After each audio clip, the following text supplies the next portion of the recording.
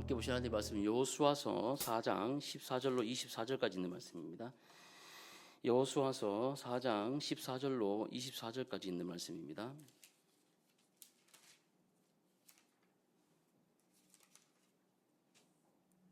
여호수아 4장 14절로 24절까지 있는 말씀 제가 봉독하도록 하겠습니다.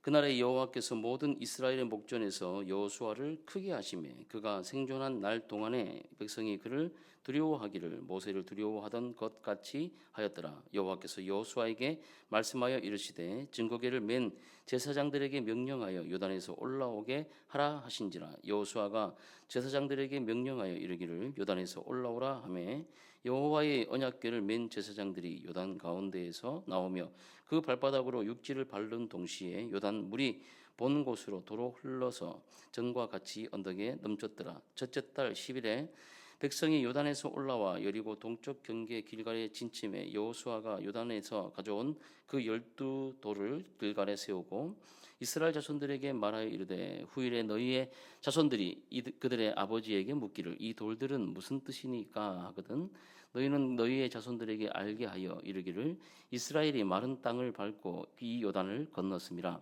너희의 하나님 여호와께서 요단 물을 너희 앞에서 마르게 하사 너희를 건너게 하신 것이 너희의 하나님 여호와께서 우리 앞에 홍해를 말리시고 우리를 건너게 하신과 같았나니 이는 땅의 모든 백성에게 여호와의 손이 강하신 것을 알게 하며 너희가 너희의 하나님 여호와를 항상 경외하게 하려 하심이라 하라. 아멘. 여러분 반갑습니다. 날씨가 매우 무덥죠? 예. 덥다 하면 더 더운데 여름은 원래 덥습니다. 더운데 폭염이라고 하고 38도 지난주에는 뭐 여기 광명 쪽에 한 40도까지 올라가더라고요.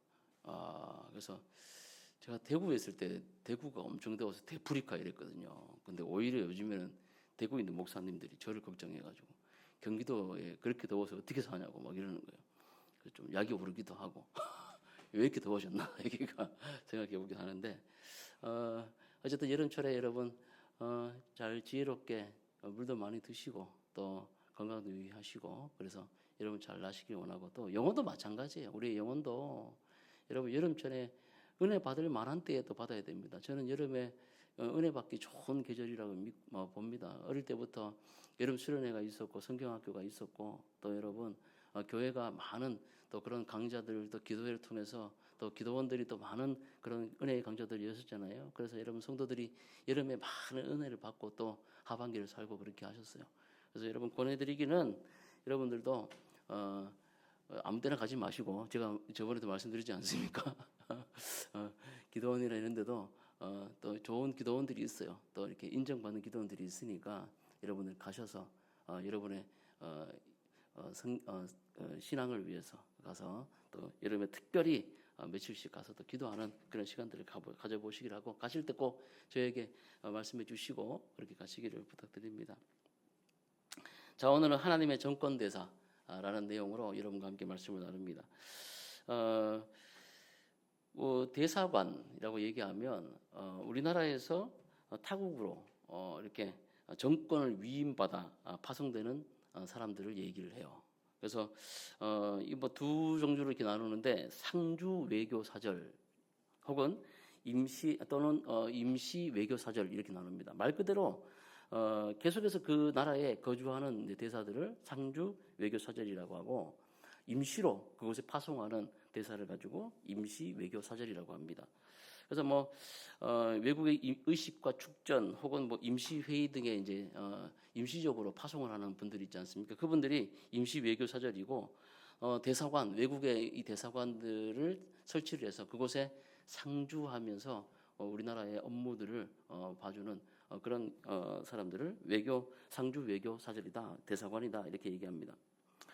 대사들은 외국의 한 나라를 대표하기 때문에 그에 맞는 신분과 또 보장과 특권들을 누립니다. 또 대사들의 한 그 말과 행동, 결정들이 자국의 이익에 엄청난 영향을 미치기도 해요. 그래서 대사관이 있는 곳은 외국이라 할지라도 국제법상으로는 그 파송한 나라의 땅이 됩니다. 그래서 여러분 정동이라든지 여기 광화문에 가보시면 국격에 따라 가지고 우리나라도 보면 대사관 땅덩어리가 달라요. 그렇죠? 저 아프리카는 아프리카들은 제가 비하하거나 그렇지는 않습니다만 힘이 없는 나라들의 대사관들은요. 광화문 옛날에 지금 뭐 용산 이쪽이 좀 이제 잘 사는 쪽 됐지만 저 문 밖에 나가 있어요. 그리고 땅도 작아요. 근데 여러분 미국 같은 대사관들은 엄청납니다. 땅덩어리도 크고 여기 바로 광화문 옆에 아시죠, 여러분? 예, 외교부 옆에 딱 붙어 있어요. 그래서 뭐 바로 청와대하고 지금은 이제 용산에 옮겨서 그렇지만 청와대하고 바로 찾아갈 수 있는 그런 위치에 있는 그런 그런 이제 국격을 가지고 있는 거죠. 국력에 따라서 이제 바뀌어진다는 거예요. 재밌는 거는 뭐냐면 제가 이제 미국 부대 있을 때 대구에서 이제 한번 미군 부대랑 이렇게 사역하는 적이 있었거든요. 근데 거기 이제 헬리 캠프 워커가 있어요. 그 미군 부대 가서 이제 예배도 드리는데 참 재밌더라고. 미군 부대 예배 드려보면 예배당을 똑같이 써요. 그런데 여기 위에 보면 이제 십자가가 있어. 근데 한 번은 그냥 예수님이 달리지 않는 십자가가 딱 돼 있다가 이제 개신교가 예배 드릴 때는 그렇게 쓰는 거예요. 그러다가 이 십자가가 이렇게 싹 돌아가. 그러면 예수님이 달려 있어. 그럼 뭐예요? 천주교예요. 그래서 왜 그렇게 하냐 했더니 미국 사람은 참 합리적이야. 그래서 어차피 뭐 주일에 한 번씩 이렇게 쓰는 건데 굳이 이 장소를 2개씩 지을 필요 있느냐? 시간만 달리해가지고 쓰면 뭐 아무런 no problem이다, 그렇죠? 그래서 가서 이제 예배를 드린 적이 있는데 가서 예배를 드리는데 참 놀랐는 거는 흑인분들도 아주 여러 이제 인종들이 다양하게 와요. 그래서 이제 미군 안에도 이제 장교들이 있지 않습니까? 근데 우리는 막 별들이 뜨고 이러면 막 일어나서 막 격려도 하고 막 이러잖아요. 근데 그게 없어요. 예배 때는 별이든 무슨 대비든 병이든 상관없어. 와서 전부 다 하이고 앉아서 예배 하나님 앞에 동등하게 예배를 드리더라고. 찬양이 딱 시작됐는데 그죠? 흑인들 그 특유의 그루브 타면서 있잖아요. 이렇게 하면서 찬양을 하고 하는 모습이 얼마나 자유스러웠는지. 제가 정말 쇼킹했는 건 뭐냐면 헌금을 드릴 때 은쟁반을 쫙 가지면서 쫙 돌리는데 지금도 뭐 그렇게 하는지 모르겠지만 교단마다 달라요.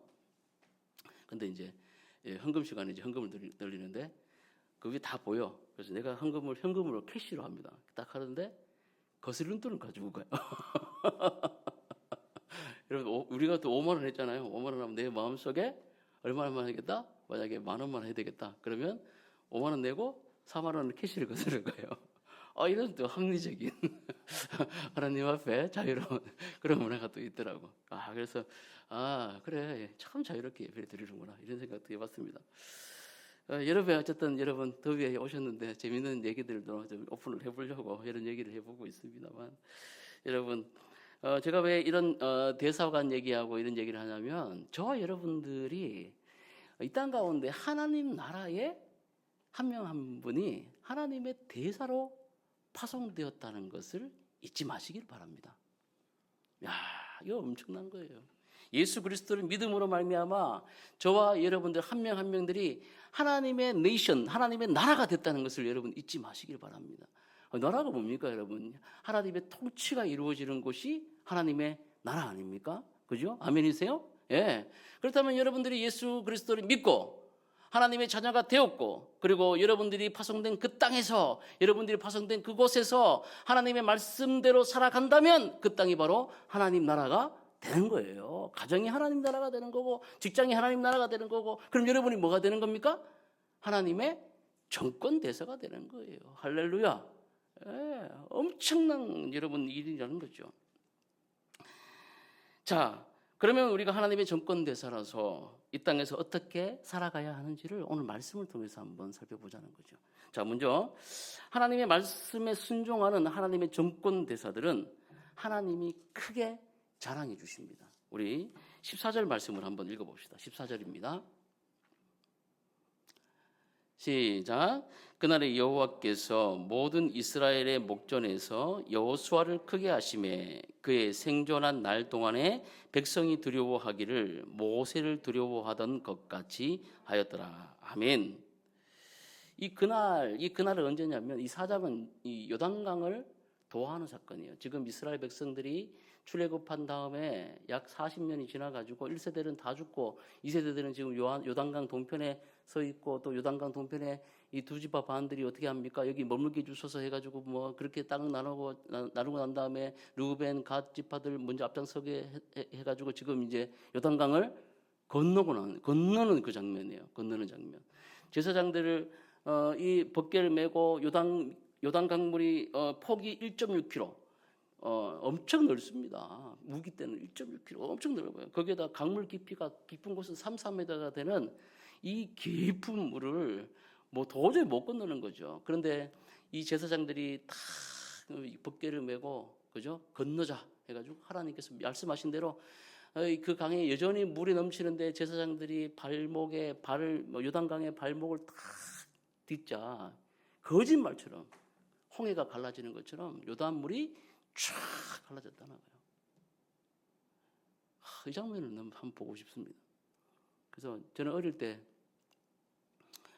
모세 할아버지가 지팡이를 가지고 출애굽기 얘기를 하는 거예요. 그래서 딱 바위를 딱 치니까 샘물이 탁 터졌어. 그래서 뭐 그 주일학교 사파 보면은 되게 작은 바위 이렇게 쫙 갈라지는 거 나오거든요. 아주 여기 홍해도 모세 할아버지가 쫙 해서 이렇게 하니까 홍해가 쫙 갈라졌어. 이러면 이제 그게 되게 홍해 바다가 작게 이렇게 쫙 갈라지잖아요. 그림이니까, 애니메이션 그림이니까. 근데 여러분, 하나님은 그렇게 작은 분이 아니에요. 여기 지금 나오는 사람들이 250만 명이라니까, 250만 명. 생각해 보세요. 그 바위를 갈라가지고 물을 먹이려고 그러면 샘물 터져가지고 먹겠습니까, 그거? 안 돼요. 안 돼요. 북한강 같은 그런 강물이 터지는 거예요. 팍 터져가지고 여러분, 그곳에 사막에 여러분 강이 쫙 나는 겁니다. 홍해 여러분, 홍해 가보셨습니까? 저도 뭐 바닷가를 갔다 왔지만 바다에 가보면 어마어마 끝이 안 보여요. 그 바다가 쫙 갈라지는 거예요. 갈라지는 거예요. 엄청난 일이 일어나는 겁니다. 요단강 마찬가지입니다. 성경은 쓸데없는 거 적지 않는다고 그랬죠. 몸에 꺼두는 시기에, 그러니까 우기 때요. 비가 엄청나게 와가지고, 몰라 저도 요단강을 안 가봐서 모르지만 사진으로 봤습니다. 보고 되게 실망했어요. 야, 저게 무슨 요단강이냐. 근데 그 건기 때는 그렇대요. 시냇물처럼 흘러가는데 우기 때는 강폭이 아까 말씀드렸지만 1km 육박하고 이 강 깊이가 3, 4m 넘어가는 거예요. 이런 물이 막 휩쓸려 내려가니까 여러분 도저히 건널 수 없는 물이지. 거기에 누가 건널 수 있겠습니까? 아무도 생각하지 못하는 것을 하나님의 말씀에 순종해가지고 건너라니까 제일 앞에 누가 섰어? 벗게 맨 제사장들이 여러분 강을 건너는 거예요. 말씀을 뱉은 자들이 건너는 겁니다. 여러분 말씀 있는 자들이 건너는 거예요. 누가 건너요? 거기를 미친놈도 아니고 아무도 못 가요. 겁나가지고. 그런데 그곳에 발을 탁 담그자 여러분 요단강이 좌우의 벽처럼 쫙 갈라지는 거예요. 그날이라는 것은 바로 그날 얘기하는 거예요. 요단을 도하했던 그날 여호와께서 이 여호수아를 모세를 두려워하던 것 같이 하였더라 이 말씀하지 않습니까? 사랑하는 성도 여러분, 이 말씀을 하신 이유는 왜 하냐면 하나님의 말씀대로 순종하는 하나님의 대사들을 하나님이 뭐 하신다? 높여주신다는 거예요. 순종도 안 하고 껍데기만 그냥 믿는 척 하는데 하나님이 세워주시지 않는 하나님의 말씀대로 순종하는 그 사람을 하나님께서 높여주신다는 거죠. 사람들의 의견과 생각이 아니라 사람이 보기 어리석은 같은 방법일지라도 하나님이 명령일 때 그 명령을 그대로 순종하는 여호수아를 하나님이 뭐 하신다? 자랑하신다는 거예요. 또 아무도 그를 만만히 보지 못하는 두려운 존재로 만들어 주셨다는 그런 말씀입니다.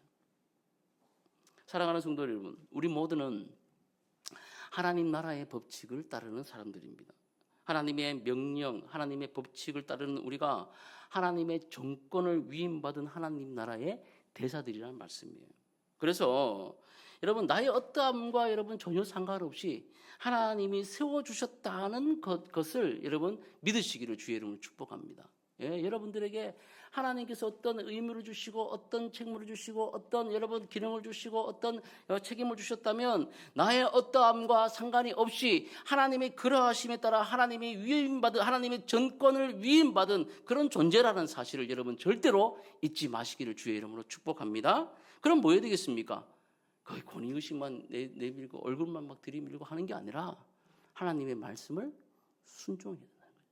하나님의 말씀을 순종할 때 하나님께서 우리를 높여 주신다는 것을 잊지 마시기 바랍니다. 높인다는 말은 다시 말하면 하나님이 자랑하신다는 거예요. 자랑하신다는 거예요. 내 종 다윗을 보느냐? 욥기에 보면 하나님이 그런 말씀이 나오죠. 그죠? 내 종 욥을 보느냐 이러거든요. 그럼 마귀가 약이 올라가지고 여러분 그 말씀을 이렇게 볼 때 감정을 넣어서 이렇게 읽는 그런 훈련을 하시면 되게 재밌어요. 마귀가 약이 바짝 올랐어요. 그래서 하나님, 그 하나님이 너무너무 욥을 사랑하시는 거 보니까 너무 예뻐.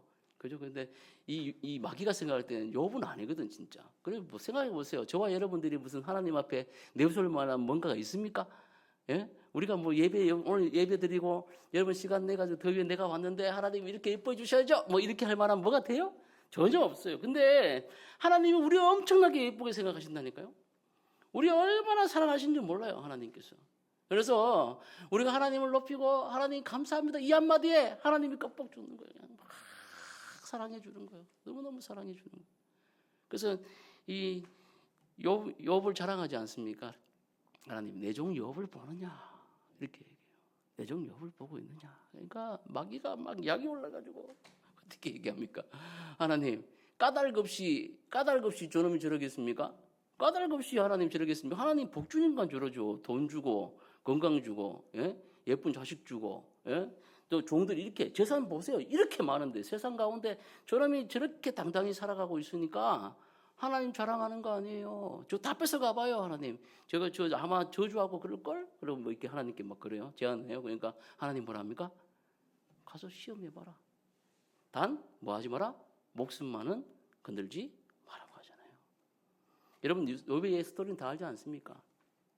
근데 끝까지 욥도 위험성이 있었고 하지만 마지막까지 어떻게 해요? 끝까지 믿음을 지키잖아요. 그죠? 저와 여러분들에게도 사실은 이 순종이라는 말이 쉽지는 않습니다. 그러나 하나님의 정권 대사라는 이 타이틀 안에서 여러분 저와 여러분들이 이 그리스도께서 주신 그 복음 안에 여러분들이 말씀을 지키시기를 주의 이름으로 축복합니다. 그럴 때 주의 은혜가 임하게 되는 거예요. 하나님이 크게 하십니다. 여러분을 자랑하십니다. 여러분은 세상의 쫄병이 아니라 세상의 대장으로 여러분이 그 계신 곳에 여러분이 하나님의 리더로 여러분 부름받았다는 사실을 절대 잊지 마시기를 주의 이름으로 축복합니다. 예. 두 번째는 여러분 하나님의 정권 대사들에게는 다음의 여정이 있다는 거예요. 15절부터 18절 말씀을 한번 읽어보도록 합시다. 15절부터 18절 시작. 여호와께서 여호수아에게 일러 가라사대 이르시되 증거궤를 맨 제사장들을 명령하여 요단에서 올라오게 하라 하신지라. 여호수아가 제사장들에게 명령하여 요단에서 올라오매 여호와의 언약궤를 맨 제사장들이 요단 가운데서 나오며 그 발바닥으로 육지를 밟는 동시에 요단 물이 본 곳으로 도로 흘러 여전히 언덕에 넘쳤더라. 아멘. 한 번씩 이런 경우가 있어요. 제가 이 성경 버전이 있는데 옛날 이제 개역 한글판 드래그에서 올라오고 그리고 옛날 성경판은 이르시대가 아니고 일러 가라사대 이런 내용이 들어가거든요. 그래서 한 번씩 버전이 그럴 때가 있어요. 자 여러분 16절과 17절을 보면 여호수아를 통해서 제사장들이 요단에서 올라올 것을 하나님께서 명령하고 계십니다.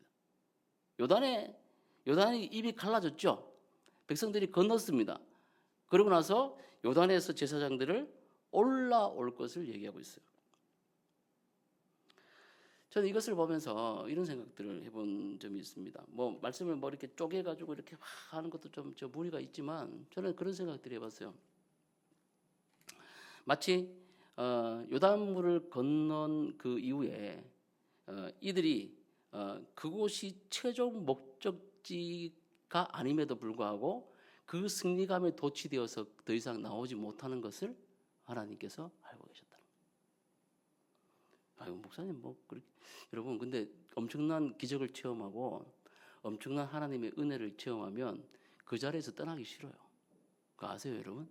예. 신약에 보면 예수님께서 누구를 부르십니까? 베드로, 그죠? 부르잖아요. 불러가지고 어떻게 하십니까? 세 제자를 불러가지고 같이 변화산상에 올라가잖아요. 올라가서 놀라운 광경을 보지 않습니까? 베드로와 또 모세와 엘리야가 그죠? 예수님과 함께 담화하잖아요. 이야기를 나누잖아요. 근데 우리가 생각할 때는 예수님하고 모세하고 엘리야하고 그 변화산상에서 변화된 모습으로 세 분이서 이야기 나누는 게 뭐 그렇게 재밌는 이야기를 했을까? 사실 거기 별세에 관해서 예수님 십자가에 대해서 얘기를 나눈 거거든요. 근데 그게 무슨 대단히 좋아가지고 그곳에서 내려가지 않고 여기다가 초막셋을 짓겠습니다. 이런 얘기를 했을까? 이렇게 생각하잖아요. 근데 여러분 상상을 초월하는 거예요. 상상을 초월. 여러분이 어떤 생각을 하든지 여러분들이 어떤 몽환적 생각 아니면 어떤 우주의 생각들을 하든지 그거 이상의 아름다움이 바로 우리 주님이라는 것을 여러분 잊지 마십시오. 저도 못 봤어요. 예수님의 형상, 완벽한 형상. 성경에서만 보는 거예요. 근데 그 아름다움과 그 압도되는 그 광경 있잖아요. 그것이 어마어마하게 아름답다는 것을 여러분 잊지 마십시오. 자, 그리고 동시에 저와 여러분들에게도 하나님의 역사, 하나님의 놀라우신 기적을 체험할 때 여러분 그 기적과 그 체험에 도취되어서 앞으로 나아가지 못하는 경우들이 있을 수도 있다는 거죠. 엘리야 보십시오. 엘리야가 어떻게 했습니까? 정말 뛰어난 선지자 아닙니까? 하나님의 선지자 아니에요? 하늘에서 불을 내리지 않습니까? 예. 거기에 여러분 물론 거기에 감정적인 내용은 나오지 않지만 이후에 이세벨 때문에 그가 도망가게 돼가지고 로뎀 나무에 앉았을 때 뭐라고 얘기합니까? 여기 이미 조카오니, 주여 조카오니 나를 그냥 죽여달라고 이렇게 얘기를 하잖아요. 왜 그런 거예요? 왜 그런 거예요? 다 변할 줄 알았죠. 하나님께서 불을 내려가지고 여러분 450대 1로 싸워서 이겼습니다. 그 선지자들하고. 그저 엄청난 일이란 거예요. 하늘에서 불이 떨어졌다니까요. 하늘에서 불이 떨어졌어요. 그러면 어마어마하게 한 큰 하나님의 역사를 본 거예요. 천지가 개벽할 줄 알았습니다. 아합 왕과 이세벨이 무릎을 꿇고 머리를 밀고 옷을 찢고 하나님 앞에 회개할 줄 알았어요. 하나님의 백성들이 이스라엘이 이제는 쩔뚝발이처럼 쩔뚝쩔뚝하는 게 아니라 하나님 앞에 다 엎드려 회개할 줄 알았다고요. 근데 현실이 바뀌었어요? 안 바뀌었어요? 안 바뀌었어요. 다음날 이세벨의 입에서 어떤 얘기가 나옵니까? 내가 너 죽여버릴 거야. 450명 내 선지자들 저렇게 죽였어? 너 내일 똑같이 너 죽여버릴 거야. 이렇게 나오니까 얼마나 여러분 그게 이 자기가 경험했던 그 현실, 그 체험의 현실과 지금 현실과 그 하나님의 역사와 반대가 됩니까? 우리는 그럴 때가 있다는 거죠.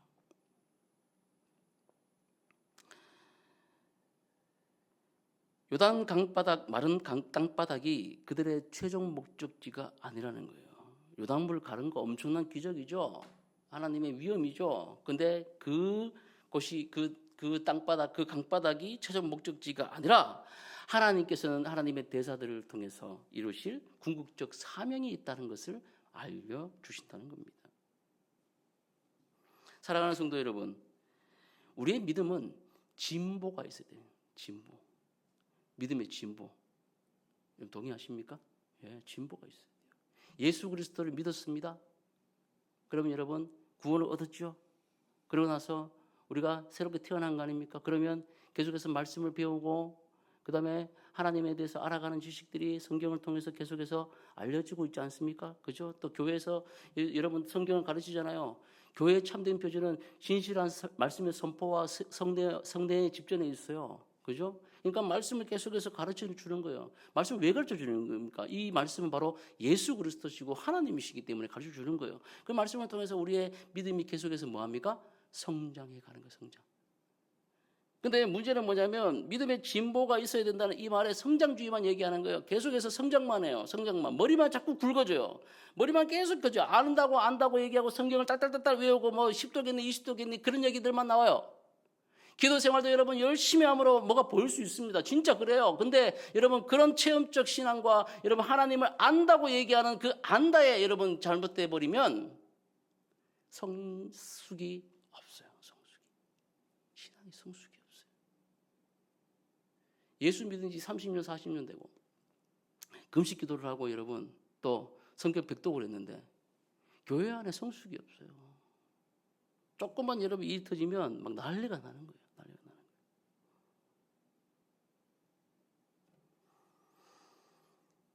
우리는 영적 성장뿐만 아니라 영적 성숙까지 이르러야 할 줄로 믿습니다.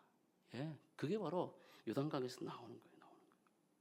신앙은 자라나고 성장하고 성숙해서 결국 또 다른 생명을 낳고 또 또 다른 생명을 또 자라게 하는 영적 부모의 역할을 감당할 수 있는 데까지 저와 여러분들이 이르러야 한다는 겁니다. 할렐루야. 예. 교회에서 우리만 잘 먹고 잘 사는 게 아니에요. 우리는 그것이 바로 목적이라는 거죠. 철로역정을 여러분 잘 읽어보셨을 것 같습니다만 철로역정에 크리스찬이 주인공이지 않습니까? 기독도라 나오는데 옛날 크리스찬 다이제스티 크리스찬 그 회사에서는 기독도라 표현했고 요즘에 나오는 책들은 크리스찬이라는 영어 명들을 좀 사용을 합니다. 근데 그 크리스찬이 무거운 짐을 메고 막 가다가 어디에 이르릅니까? 처음에 도착한 데가 십자가 앞에 딱 이르르잖아요. 거기서 이 무거운 짐 엄청 무거워요. 이래가지고 막 온갖 인생의 무거운 짐을 막 메고 가다가 어디다 던져버려요? 십자가에서 던져버리거든. 무거운 등짐을 여러분 십자가 아래서 벗어버려요. 얼마나 홀가분합니까? 얼마나 홀가분해요. 짓누르고 있던 그 인생의 짐들을 십자가 앞에서 근데 그 짐을 벗어버린 것만으로 만족하지 않는다는 겁니다. 계속해서 길을 걸어갔다는 거죠. 왜 그렇습니까? 그것은 크리스찬의 최종 목적이 십자가 아래가 아니라는 거예요. 십자가 아래가 아니라는 거예요. 이 짐을 벗어버린 것으로 끝나는 게 아니라는 거예요. 그 최종 목적은 바로 어디입니까? 시온성, 곧 새 예루살렘까지 가는 그것이 바로 최종 목적지가 있기 때문에 그 십자가에만 더 이상 머물 수가 없기 때문입니다. 저와 여러분 마찬가지 아닙니까? 저와 여러분들을 필그림이라고 얘기하잖아요. 순례자라고 얘기하지 않습니까? 그래서 구원받은 것만으로 끝나지 않는다는 거예요. 구원받은 것만으로. 뭐 구원을 우리가 스스로 계속해서 점검해보고 또 우리가 또 날마다 그것을 묵상하고 복음을 계속해서 생각해야 되겠지만은 더 중요한 건 무엇입니까? 구원받은 자로서 계속해서 순례자의 길을 걸어 저 천국 새 예루살렘으로까지 가는 입성하는 거가 우리의 최종 목적이라는 사실을 잊지 마시기를 주의 이름 축복합니다. 예. 그래서 구원받은 기쁨 이후에 힘듦이 오는 거예요. 어려워요. 더 어려울 수 있어요. 예전에는 멋대로 살아가면 되고 막 그렇게 내 멋대로 살아가면 되지만 이제는 그렇게 살 수 있어 없어? 없어요. 걸어가는 순례길도 가야 되고 가는 동안에 여러 어려운 일을 당하는데 그걸 내 맘대로 하는 게 아니라 하나님의 법칙대로 해야 되거든요. 그렇지 않습니까? 얼마나 지치고 힘듭니까? 그래서 철로역정에 보면은 거기에 뷰티풀 하우스라는 곳이 있어요. 뷰티풀 하우스. 교회예요, 교회. 교회 와서 새롭게 회복되는 거예요. 오늘 성도님 오셨잖아요. 여기서 하나님께 예배하고 또 교제하고 말씀을 듣고 새롭게 영혼과 몸이 회복하는 거예요. 그리고 이 교회는 여러분 그리스도의 몸입니다. 이 몸을 통해서 하나님께서 약속하신 게 뭐예요? 만물의 충만이에요. 그리스도께서 이곳을 통하여 이 교회를 통하여 축복하시고 복을 주시고 은혜를 주시고 새롭게 하시고 회복하는 역사를 어디를 통해서 하신다? 교회를 통해서 하시는 거예요. 교회를 통해서. 혼자 막 비비된다고 되는 게 아니에요, 여러분. 교회가 아무리 허술해 보이지만 이곳에서 주님께서 약속하신 그 회복의 역사, 만물이 충만하게 되는 역사들을 이루신다는 거예요. 왜? 혼자 잘 먹고 잘 살라고? 아니요. 예수님께서 하신 가르치고 고치고 전파하신 사역을 우리를 통하여 이 순례자의 길을 걸어가는 저와 여러분들을 통하여 하나님께서 이루시기를 원하신다는 거예요. 그래서 우리는 오늘도 걸어가야 한다는 겁니다. 어디로? 세상으로 걸어가야 된다는 거예요. 어릴 때 주일학교 때 이런 찬양을 배웠습니다. 가라 가라 세상을 향해 가라 가라 말씀. 주일학교 안 나오셨는가 봐요. 아세요 모르세요? 여기서 세대가 다른 분들도 있으시지만 그죠?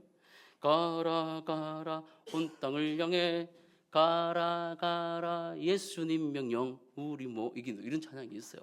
걔도 넘겨가면서 걔도 쫙 넘겨가면서 이러다가 갑자기 또 OPP라고 있어요. 그 셀로판지에다 적어가지고 샥샥 하는 거 그것만 전문으로 하는 청년들이 있었어요. 싹싹 넘기고 못 넘기면 목사님 막 뭐라고 발 넘겨야지. 그러다가 컴퓨터로 넘어가고 뭐 이런 역사가 있습니다, 여러분. 세상 가운데로 가는 거예요. 순례자의 길을 걸어가는 거예요. 우리가 그런 하나님 나라 정복하고 여리고를 정복하고 아이성을 정복하고 가나안을 정복하고 어떻게 정복합니까? 물리적으로 폭력적으로 정복합니까? 아니요. 하나님께서 우리를 어떻게 여러분 사셨습니까? 마귀의 권세를 어떻게 이기셨습니까? 십자가의 사랑으로 이기신 거예요. 예수 그리스도의 사랑으로 이기신 거예요. 폭력적으로 이기신 게 아니에요. 여러분 사랑으로 이기셨습니다. 스스로 죽으심으로 이기셨어요. 할렐루야. 그런 방법을 우리에게도 사용하신다는 거예요. 우리를 통해서 여러분 사랑하는 방법으로 세상을 정복해 갑니다. 해코지하고 뭐라 하고 여러분 우리를 못 살게 할지라도 저와 여러분들이 예수 그리스도의 사랑으로 하나하나 가정을 정복하고 회사를 정복하고 이웃들을 정복해 나가고 이렇게 하는 거예요. 폭력적인 방법으로 하는 게 아니고. 자, 18절 말씀. 요단물이 도로 흘러 언덕에 넘쳤더라 봅시다. 18절 말씀 봅니다. 여호와의 언약궤를 맨 제사장들이 요단 가운데에서 나오며 그 발바닥으로 육지를 밟는 동시에 요단물이 본 곳으로 도로 흘러 언덕에 넘쳤더라. 아멘. 하나님의 정권 대사들에게 하나님께 철저히 확인시켜 주시는 것은 이 모든 역사가 누구 때문에 됐다? 하나님 때문에 됐다는 것을 보여주고 있습니다. 왜 그렇게 보여주십니까? 하나님의 일들을 하는 너희들은 너희 힘으로 하는 것이 아니라 바로 그 나라, 나의 힘으로 한다는 것을 우리에게 알려주시기 때문이죠. 하나님의 정권 대사로서 하나님을 믿고 그분께 맡긴 인생이라면 그 인생은 하나님이 책임져 주시는 줄 믿으시기를 바랍니다. 예. 굉장히 은혜가 되는 말씀이기도 하지만 굉장히 부담 가운데 있는 말씀이에요. 하나님께 맡겨진 인생이라면 하나님이 여러분을 믿고 하나님이 여러분을 책임져 주실 것이 있습니다라는 이 말이요. 이 센텐스 이 워드 말입니다. 이거 엄청나게 여러분 부담스러운 일이에요. 여러분들의 인생을 하나님께 맡기셨습니까? 여러분의 인생을 하나님께 맡기셨습니까? 이 질문에 여러분 대답해 보십시오. 지금 대답하지 마시고 여러분의 삶을, 여러분의 가정을, 여러분이 가지고 있는 모든 계획과 모든 것들을 여러분 하나님께 맡기셨습니까? 대답해 보십시오. 맡기셨으면 하나님이 여러분을 책임져 주십니다. 아멘. 그게 바로 정권 대사들의 마음이라는 거예요.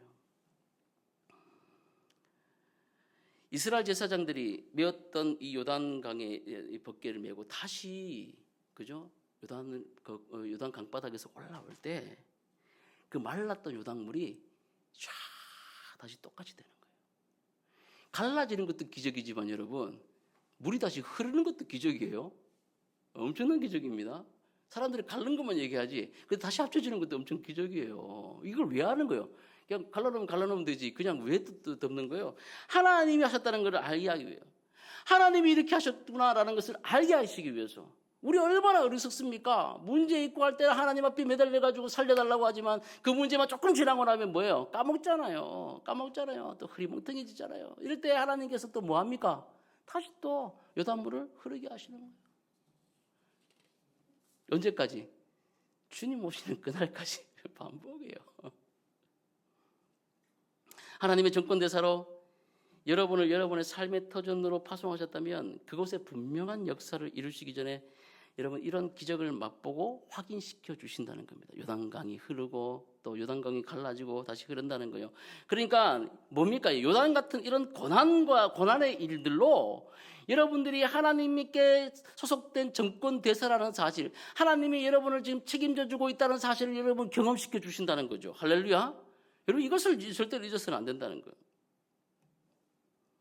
닥터 쇼드홀 화진포 지금 뭐 김일성 별장으로 알려져 있지만 사실은 그곳이 예전에 선교사님들이 쓰던 그런 별장이었습니다. 원래 그곳에 있던 게 아니라 충주 쪽에 있던 것을 옮겨놓은 거예요. 예, 일제시대 때 갑자기 그걸 다 뺏었거든요. 그래서 조건이 뭐였냐면 선교사님들이 또 미국, 캐나다 뭐 등등 뭐 세계 열강들에서 왔잖아요. 그러니까 일본 사람들이 함부로 또 못하는 거야. 땅을 뺏었는데 조건이 뭐였냐면 선교사님 참 지혜로워. 이거 있는 거 건물 똑같이 옮겨놔. 그게 조건이었어요. 그래 옮겨놓은 게 화진포. 그래서 가면 그 정말 좋은 자리다가 가보면 참 좋다 이 생각이 들어요. 예. 이제 거기 이제 옮겨놨는데 거기 보면 또 쇼드 홀 기념관이 있어요. 예전에 이제 이승만 기념관 별장 또 김일성 별장으로 불려지던 것을 몇몇 분들이 이제 힘을 내 가지고 이것을 본래 명칭으로 좀 바꾸자. 또 본래 명칭을 바꾸자 해서 쇼드 홀 기념관으로 바꿨어요. 근데 쇼드 홀 선교사 기념관으로 바꾸면 또 종교적 문제가 있대요. 그래가지고 막 우리 또 스님들께서 또 들고 일어나기 때문에 온갖 산에 좋은 건 다 자기들 다 가지고 있으면서 그 하나씩 있겠다는데 참 그래요. 어쨌든 그래 쇼드 홀 선교사 빼고 그냥 기념관 지어놨습니다. 근데 제가 이제 드리고 싶은 얘기는 뭐냐면 윌리엄 제임스 홀과 또 로제타 홀 이분이 원래 윌리엄 제임스 홀 이분은 캐나다 분이세요. 캐나다의 그 온타리오 주에서 태어나신 분이고 로제타 홀 이분은 뉴욕 주에서 태어나셨습니다. 리버티라는 도시. 잘 안 가봤어요. 근데 어쨌든 그 두 분이 이제 결혼을 하셔서 둘 다 의료인이세요. 의사예요, 의사. 그래서 한국 땅으로 옵니다. 와서 참 안타깝게도 1894년에 천일전쟁이 발발을 하거든요. 근데 거기에 전쟁 끝에 보면 뭐 위생도 안 좋고 이게 병이 많아요. 장티푸스가 발발하던 그때였습니다. 그래서 윌리엄 제임스 홀이 선교사님이 장티푸스 환자들을 돌보다가 어떻게 되냐 감염이 됐어요. 그래서 한국 온 지 얼마 안 돼가지고 34살에 죽습니다. 참 그렇죠? 죽어요. 그래서 로제타 홀 여사가 다시 이제 미국으로 갔다가 다시 들어와요. 남편이 죽어서 다시 미국 땅으로 갔다가 다시 한국으로 돌아옵니다. 선교의 사명을 감당하기 위해서. 그래서 첫째 그 크리스마스 시를 만들었던 쇼드 홀 박사님 알죠? 그분하고 그 장남이에요. 두 번째 딸이 마가릿 홀이라는 그 딸이 있었는데 이제 같이 이제 와요. 이제 3살 때 들어왔다가 이 딸도 이질에 걸려가지고 한 달 만에 죽습니다. 제가 그 기념관 가가지고 사진을 봤는데 눈물이 나더라고. 한 달 만에 딸이 죽어요. 기가 막히지 않습니까? 저 같으면 지긋지긋해가지고 이 조선 땅에 있기 싫을 거예요. 근데 참 놀라운 건 뭐냐면 이 마가릿이 죽고 난 다음에 모금 활동을 해가지고 $1,000가 모였는데 그 $1,000를 이 마가릿의 사후를 기념해가지고 맹인을 위한 학교를 또 만들고 의료재단을 만듭니다. 쇼드 홀이 만들었던 그 의료재단 안에 맹인을 위한 학교를 만들고 의료재단을 만들어요. 이게 뭐 얘기가 긴데 뭐 그렇게 해서 이것이 그 재단이 나중에 고려대 의과대학의 전신이 되는 거예요. 참 여러분. 그리고 이 쇼드 홀 아까 크리스마스 시를 만들었다 했지 않습니까? 이분 뭐 결핵퇴치 사업을 또 하시다가 1940년에 일제에서 쫓겨납니다. 왜 쫓겨났냐면 간첩행위로 쫓겨나요. 간첩행위로 쫓겨나다가 이제 인도에 가가지고 또 이제 그런 이제 의료 선교를 하시거든요. 그러다가 이제 본인이 이제 다 연수가 다 된 걸 알고 이제 한국에 한번 돌아왔다가 이제 마지막 유언을 이제 남기고 죽게 됐을 때 뭐라고 얘기했냐면 나를 캐나다도 아니고 미국도 아니고 내 사랑하는 한국 땅에 조선 땅에 묻어달라. 아버지 어머니가 계신 그곳에 묻어달라 해가지고 어디 묻힙니까? 양화진에 이제 묻히게 되는 거죠. 제가 왜 이런 얘기를 드리냐면 하나님의 정권 대사로 이분들이 헌신했지 않습니까? 조선 땅을 품고 이들이 왔지 않아요. 근데 뭐가 있었습니까? 고난이 있어요. 어려움이 있었다는 거죠. 그러나 그 어려움 때문에 선교가 마무리되고 묻혀지는 것이 아니라 오히려 그 고난 때문에 하나님께서 이 땅 가운데 또 학교와 병원과 교회들을 세우시며 또 지금 우리가 누릴 수 있는 그런 놀라운 역사들의 초석을 만들어 놨다는 것은 우리에게 희사하는 바가 크다는 겁니다. 사랑하는 여러분, 제가 왜 이런 말씀을 드립니까? 우리 가운데 고난이 있다면, 요단과 같은 고난이 있다면 하나님께서 그 고난을 통해 하나님의 일들을 이루시고 있다는 증거로 삼으시기를 주의 이름으로 축복합니다. 예, 조건은 뭐예요? 하나님이 뜻대로 하고 있을 때 말입니다. 지난 수요일에도 어떤 목사님을 만나면서 제가 그런 이제 은혜들을 나누었는데, 그 목사님이 그 교회에 이제 어떤 교회에 부임할 때, 청년부 사역을 엄청 잘하시는 분인데, 그 교회에 부임하게 됐는데, 장로님이 찾아오셔가지고 우리 교회 좀 와달라 그랬는데, 그 교회가 같은 이런 총회 노예에 있는 것도 아니고, 또 그 교회를 건축했는데 그 교회가 이제 은행 이자를 못 내가지고 차압을 당한 거예요. 그리고 그 목사님 얘기를 들어보니까 그 이제 원래 사역하던 그 교회에서 그 목사님에게 재정과 또 인력들을 동원해가지고 앞으로 계속해서 개척을 해야 되니까 목사님에게 샘플로 개척할 수 있도록 그렇게 지원해주겠다 약속까지 된 상황이었어요. 근데 이제 어떤 장로님이 가셔가지고 우리 교회 좀 와달라고, 우리 교회 성도들 좀 도와달라고, 아무도 우리 교회 안 오려고 한다. 이 한마디에 그저 하나님의 뜻을 알고 그 교회 갔다는 거예요. 여러분, 그 교회 갔는데 생각해 보십시오. 그럼 좋은 일이 있어야 되지 않습니까?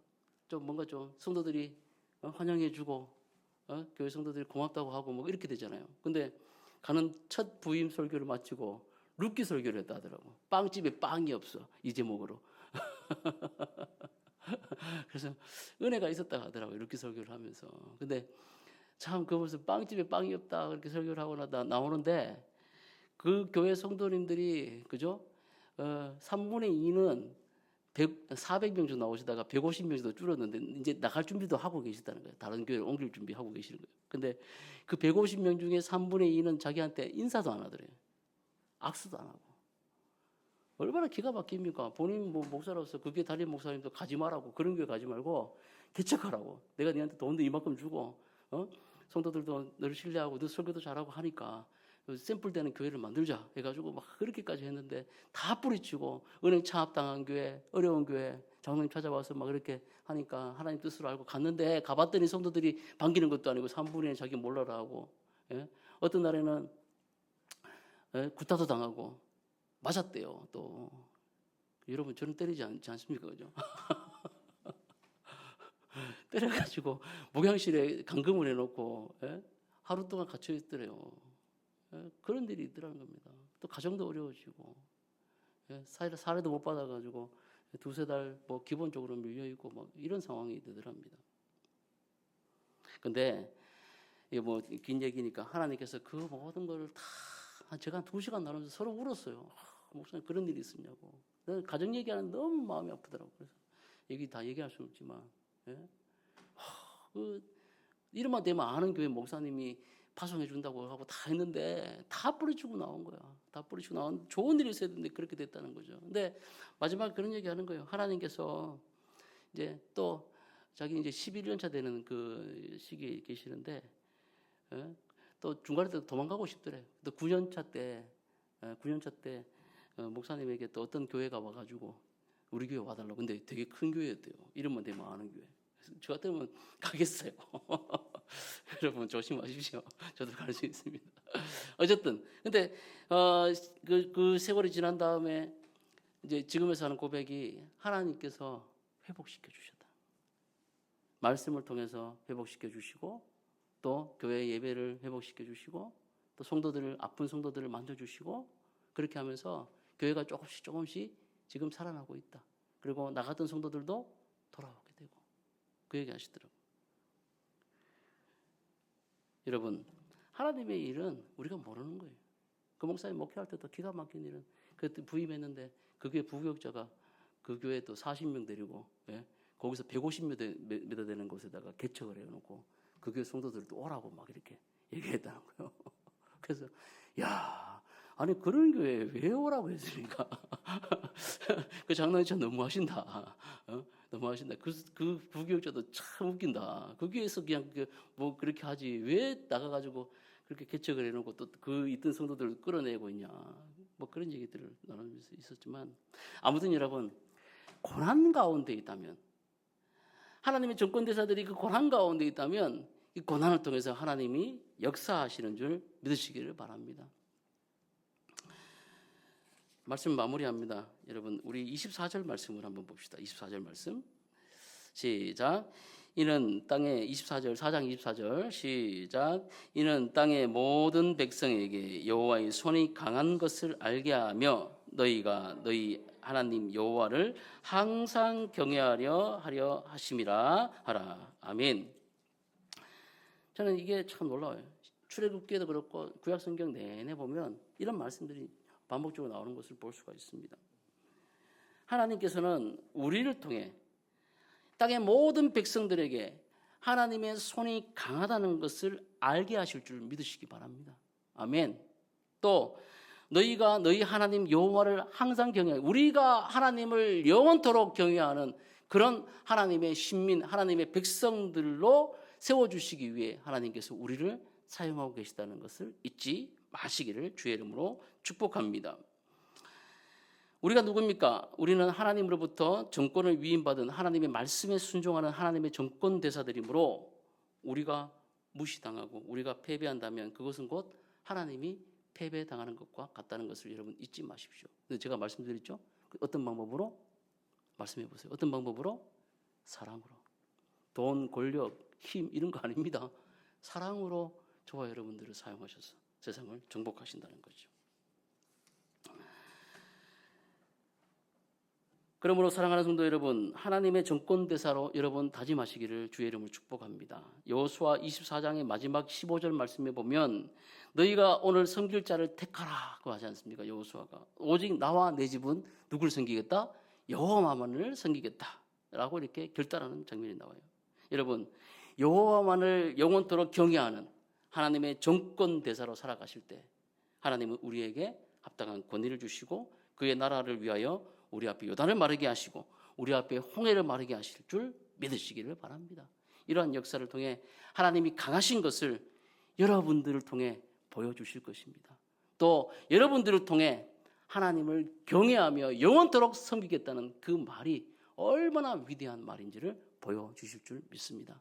더위에 여러분 건강하시고 이 말씀이 이번 한 주간 여러분을 이끌고 가시기를 주의 이름으로 축복합니다. 기도하겠습니다. 하나님 아버지 참 감사합니다.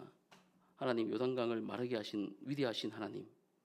그러나 요단강에서 나와 하나님의 뜻 가운데로 우리를 인도하고 계시는 줄로 믿습니다. 주님, 우리는 하나님의 정권 대사들입니다. 그러므로 각자의 삶의 터전 속에서 하나님을 드러내며 하나님 나라의 일들을 감당할 수 있도록 은혜를 베풀어 주시고 우리의 말씀을 순종하며 나아갈 때마다 하나님의 위대한 능력이 드러나게 하여 주시고 우리가 영원토록 평생토록 하나님 영원토록 주님을 섬기는 우리 모두가 될 수 있도록 은혜를 더하여 주옵소서. 감사드리며 예수님의 이름으로 기도합니다. 아멘.